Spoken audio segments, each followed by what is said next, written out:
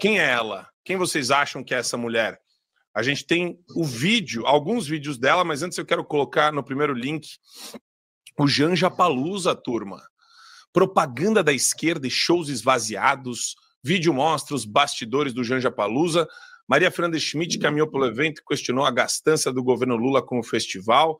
Ela é essa menina, uma ativista do MBL, não é? Ou ela saiu do MBL? Bem, eu não lembro, mas precisamos checar. O nome do Janja Palusa, na verdade, é desse festival. Como é que é o festival? Tem o nome... Opa, tô apertando o botão aqui. Festival Aliança Global contra a Fome e a Pobreza. Mas, na verdade, o nome oficial dele é Janja Palusa, né? Festa Farofa da Janjinha é o nome oficial. Farofa da Janjinha. E eu queria colocar 2 trechos aqui dos vídeos que a gente separou para quem não viu ainda, não teve o prazer inenarrável de assistir nesse final de semana. Vamos lá. Pessoas, para tirar pessoas de dentro da água, a gente teve que combater a desinformação. A gente arriscou, as pessoas arriscaram a vida de pessoas fazendo aquilo. Está levando à morte. Então, era essa consideração que eu queria fazer, que esse tema a gente colocou aqui no CRIA. Alô? Uma buzina de navio. Eu não tenho medo de você, inclusive. Boa! Fuck you, Elon Musk.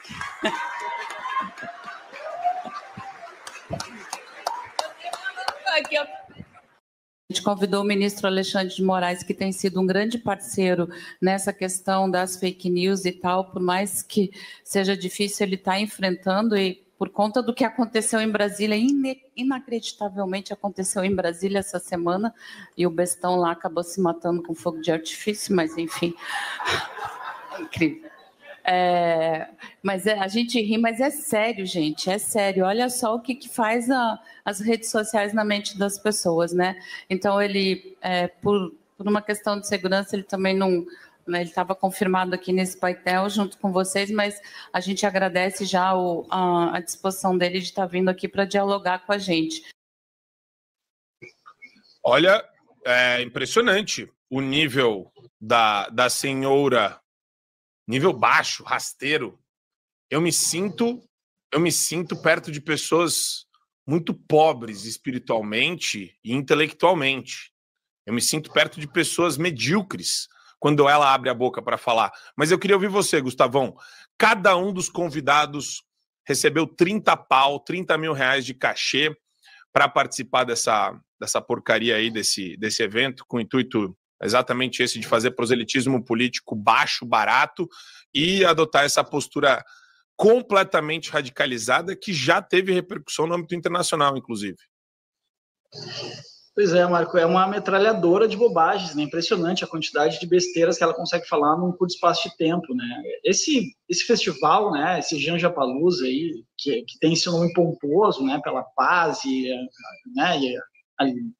direitos humanos, enfim, lembra um pouco, né, a ideia, pelo menos, daquele Live Aid, né, começa nos anos 80, acho que 85, se não me engano, aquele sim que tinha um propósito altruísta, um propósito bacana, então ela acho que quis fazer algo nesse sentido, e obviamente, como ela não tem, ela talvez acredite que ela é uma pessoa importante, relevante no cenário geopolítico, mas ninguém sabe quem é a Janja, a não ser pelas besteiras que ela fala, então óbvio que foi esvaziado só a claque, né, que aplaudia cada besteira que ela falava. Então, assim, eu acho que a gente pode falar sobre várias camadas, né, desses comentários que ela fez em relação ao Elon Musk, em relação àquele homem que infelizmente tirou a própria vida lá na Praça dos Três Poderes, ao Alexandre de Moraes, mas eu fiz um paralelo aqui, eu estava pensando nisso, assim, ela não tem, né, a gente pensando nas últimas primeiras damas que nós tivemos, ela não tem a beleza, né, da Marcela, que era discreta, cumpriu o seu papel discretamente como uma primeira-dama, não tem a elegância da Michelle, então o que poderia restar para ela? Talvez a inteligência da Ruth Cardoso, mas ela não tem absolutamente nada disso.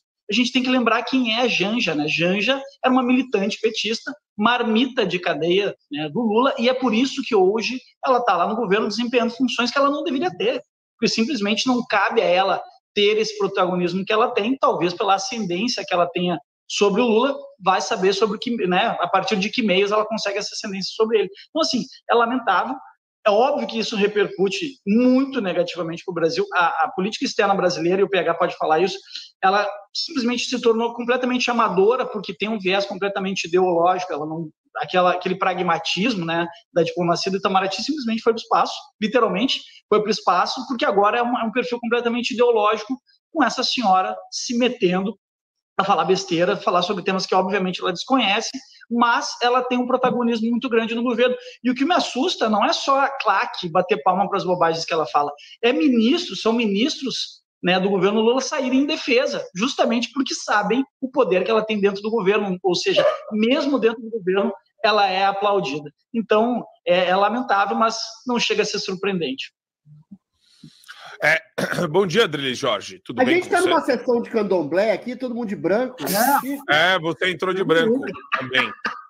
Eu acho que a gente está muito pacifista. Saravá. Em tempo de guerra. Muito pacifista em tempo de guerra.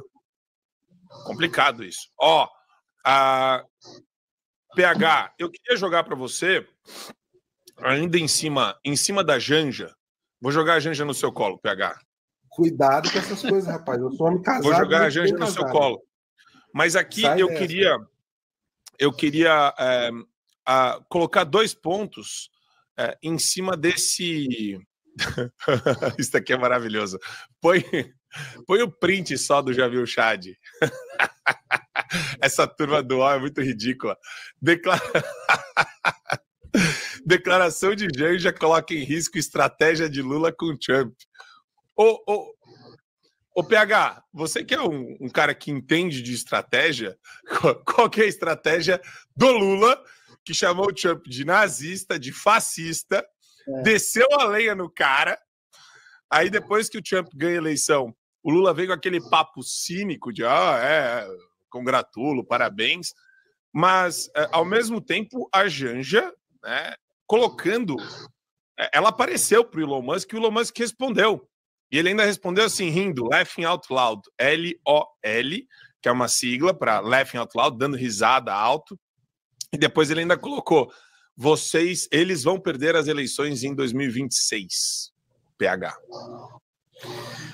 Pois é, meu caro, existiu essa situação, né, do Elon Musk respondendo a Janja, e tem várias questões. Eu acho que é muito interessante colocar o Jamil Chad, inclusive, a coluna dele, porque o Jamil Chad, ele é um jornalista bem ideológico, né? Se tem uma coisa que pelo menos eu respeito no Jamil Chad é que ele não fica tentando se passar pelo que ele não é.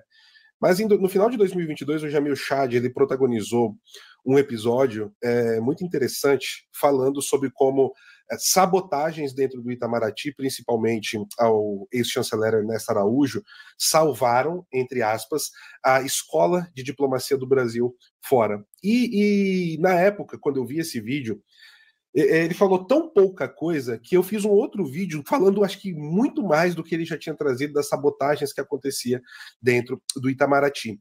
E quando ele fala isso, é bem interessante porque ele tem acessos, ele tem fontes dentro da diplomacia e esse pessoal deve ter passado que isso não caiu muito bem com o governo de transição e com o próprio governo Biden, que tem cooperado muito com o governo novo que está se formando do Donald Trump. E isso realmente não deve ter caído bem. O Brasil já tem uma postura de anão diplomático dentro da diplomacia, algo que em 2019, 20, começo de 21, tentou se mudar no Brasil. E agora, essa questão da Janja, pegando mais especificamente, caiu mal, inclusive com toda a militância da esquerda, inclusive com os web comunistas. Muitos deles, né, ali vieram a público falar que isso é inadmissível, a primeira-dama ter uma fala dessa. O pior é que a Janja, ela agiu como uma claque de internet. Uma coisa é você estar na rede social, falando um monte de besteira, coisa que vem na sua cabeça. Outra coisa é você ter uma posição de Estado. A primeira-dama, ela não é só a mulher do presidente, tá? O presidente da República no Brasil é chefe do executivo e chefe de Estado. Isso significa que ela é a segunda pessoa mais importante, né, logo após aí o presidente, nas relações exteriores. Não que ela vá tomar decisões, mas na imagem do país. E quando você tem a mesma coisa, mal comparando, perdoe-me, né, Dona Isabel, comparar Dona Isabel, quando ela era a princesa regente, né, do Dom Pedro II, se ela falasse alguma coisa nesse nível, né? Isso foi muito grave, isso repercutiu muito mal, colocou o Lula em maus lençóis, e o pior, os principais parceiros, olha só, inclusive ideológicos, tá, do Partido dos Trabalhadores hoje, que é o Partido Comunista Chinês, fez questão de enviar um ofício para o Itamaraty solicitando que a Janja não estivesse em nenhum evento, seja ele público, seja ele para a imprensa, seja ele em reuniões bilaterais privadas que envolva o presidente da China, o Xi Jinping, ou melhor, o ditador da China, Xi Jinping, e o presidente do Brasil, Lula da Silva. A situação é muito complicada, pegou muito mal, né? Teve um outro vídeo que saiu agora também, dela completamente assim, deslocada em cima de um trio elétrico, e o Lula tentando conter ela. A situação parece-me que a Janja é uma pessoa muito deslumbrada, que não tem capacidade para ocupar o cargo que está, nem para fingir, né? E isso não me importa, deixa a Janja falar, o pessoal está falando, ok, no campo da batalha política e ideológica isso é ótimo, agora para a imagem do nosso país, isso joga muito contra, né? Só para finalizar, por exemplo, o que nós estamos mostrando para o mundo? O que nós estamos exportando? Qual a imagem que se tem do brasileiro lá fora? Mas é a Janja. Não, meu amigo, essa é a imagem que passa do Brasil. Infelizmente, é o que a gente tem para exportar. Além de turismo sexual, rebola popozuda, palavrão e Janja. Teve uma coisa que me chamou a atenção disso que o PH está falando, né? E fora esses pontos, Adriles, tem uma coisa que me chamou muita atenção. Ela falou que o Alexandre de Moraes foi um grande parceiro na luta das fake news e falou que ele tinha cancelado, que ele ia participar da farofa dela. E eu queria te ouvir a respeito disso, porque a gente viu o Felipe Neto, inclusive o Felipe Neto tweetando contra o Elon Musk, falando, venha, interfira. Assim, a impressão que dá, Adriles, é que uma composição, é um grupo de pessoas absolutamente medíocres que querem chamar a atenção do cara, do bilionário mais influente, que está fazendo uma revolução tecnológica no mundo, está fazendo uma grande transformação tecnológica no mundo, e que eles precisam chamar a atenção, mesmo que seja dessa forma rasteira, tosca, ridícula, Adriles. Tá bom. A questão que se coloca, primeiro, você colocar que o Alexandre de Moraes é um parceiro do quê? Parceiro de governo? Parceiro de construção de uma eleição? Fica uma coisa meio conspurcada. Parceiro de insensibilidade, parceiro de crueldade. Quando a Janja diz, entre outros absurdos que ela disse, que aquele bestão lá se suicidou, ela está falando de um homem doente, de um homem com sérios problemas psiquiátricos, que a própria mulher botou fogo no corpo em relação à doença psíquica que parecia que ia afetar o próprio casal, entendeu? E fica uma coisa estranha. Primeiro, parece que é uma parceria público-privada, eleitoral. O juiz do STF tem que se manter equidistante entre os demais poderes, porque um poder fiscaliza o outro. Quando você tem aquilo que eu chamo de conluio entre poderes, aí você tem uma parceria, mas é uma parceria completamente espúria. Uma parceria eleitoral, por quê? O Alexandre de Moraes, ele prende pessoas, seu devido processo legal, cria tipificações criminais que não existem, deixa pessoas morrerem na cadeia. Ele é visto notoriamente por sua insensibilidade, sua crueldade e sua justiça parcial. O governo federal é, ao que tudo indica, pelas palavras da Janja, parceiro nesse tipo de conluio, e que a oposição é frequentemente arrastada, frequentemente esmagada, frequentemente censurada, perseguida e, em última instância, frequentemente presa. Então, quando ela usa dessas palavras de extrema insensibilidade para se referir a um morto, a um suicida que tem sérios problemas psiquiátricos, ela vira parceira da insensibilidade cruel de Alexandre de Moraes de perseguir a própria oposição. Entendeu? Ou seja, é uma parceria espúria em si. Agora, quando você xinga de maneira vulgar e chula, fuck you, Elon Musk, ela expõe outro tipo de coisa. Ela expõe a completa vulgaridade de um governo que se alinha a princípios de prefeituras coronelistas, em que a primeira-dama faz o que bem entende.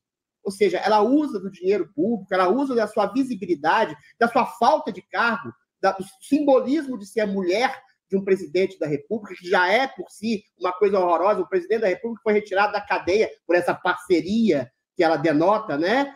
Foi retirado da cadeia, e que esse homem que fazia parte do TSE ajudou a consolidar a sua liderança, ajudou a consolidar a volta de um ex-condenado por corrupção à presidência da República. Ela estabelece um xingamento vulgar, espúrio, escroto, ao sujeito que é o homem que vai fazer parte do maior governo do mundo, o governo do país mais poderoso do mundo. Ou seja, é uma coisa de uma vergonha. Ela envergonha não só o governo, ela envergonha cada cidadão brasileiro que, infelizmente, se sente representado por essa mulher que nem deveria estar no G20, porque ela não tem cargo.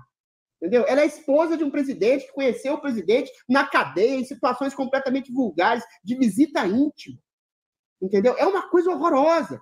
É uma vulgaridade, mas não é uma vulgaridade, uma cafonice apenas. É uma cafonice que afeta todo e qualquer cidadão brasileiro de bem, que conspurca a coisa pública, que conspurca o sujeito ao conceito de república.